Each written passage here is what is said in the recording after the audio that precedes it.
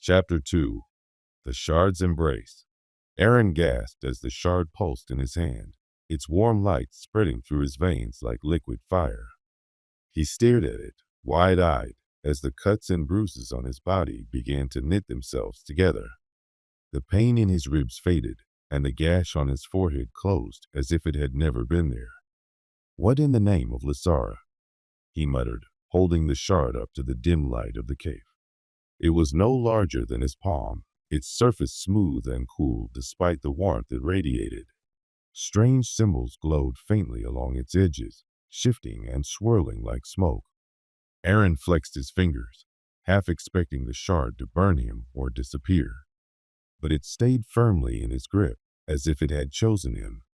"All right," he said to no one in particular. "Either I've hit my head harder than I thought, or this thing is magic. And since I'm not hallucinating a cave full of singing frogs, I'm going with magic." He paused, glancing around the cavern. No frogs. Good. That's a relief. With a deep breath, Aran pushed himself to his feet.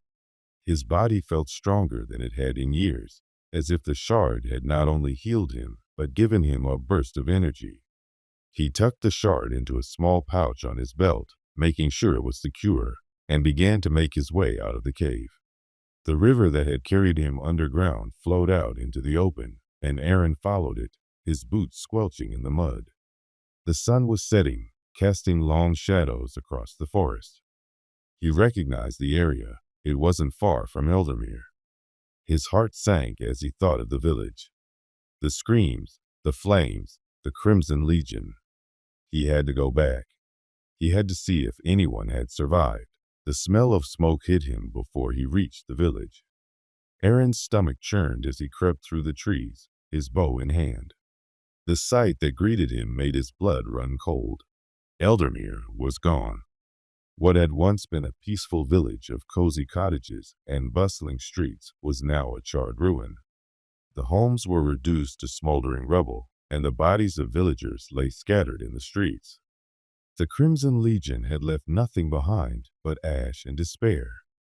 Aran's hands trembled as he stepped into the village square. He recognized faces among the fallen: old Morin, the baker who had always slipped him an extra roll when he was a boy; Keela, his childhood friend, her lifeless eyes staring up at the sky. "I'm sorry," he whispered, his voice breaking.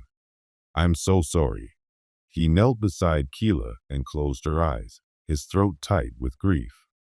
The shard at his belt pulsed faintly, as if responding to his emotions. Aran frowned, touching the pouch.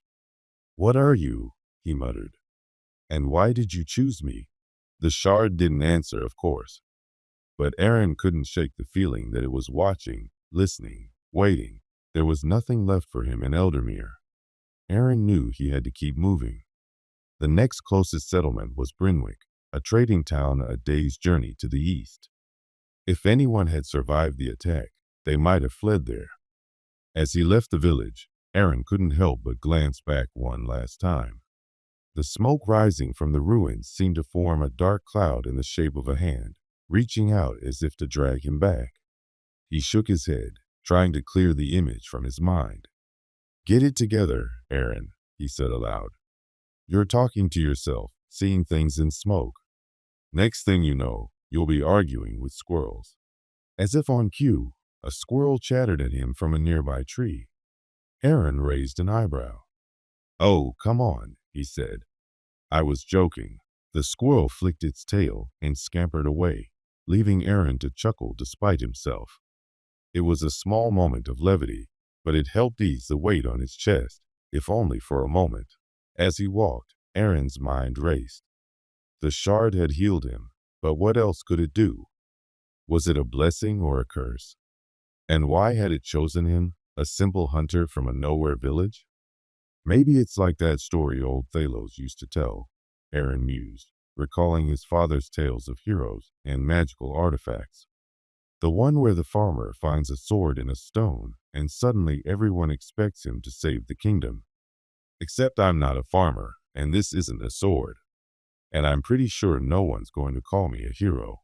He sighed, running a hand through his hair. Then again, If this thing starts talking to me, I'm throwing it in the nearest river. The shard pulsed again, as if in protest.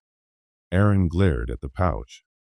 Don't get cheeky with me, he warned. By nightfall, Aran had reached the edge of the forest. The lights of Brynwick twinkled in the distance, a beacon of hope, or at least a place to rest. He didn't know what he would find there, but he knew one thing for certain. His life would never be the same. As he walked, the shard's light glowed faintly through the pouch, casting a soft golden glow on the path ahead. Aran couldn't decide if it was comforting or unnerving. All right, shard, he said, patting the pouch. Let's see what you've got. But if you turn me into a frog, I'm never forgiving you. The shard pulsed once, as if laughing. Aran groaned. Great. Now I'm joking with a rock. This is going to be a long journey.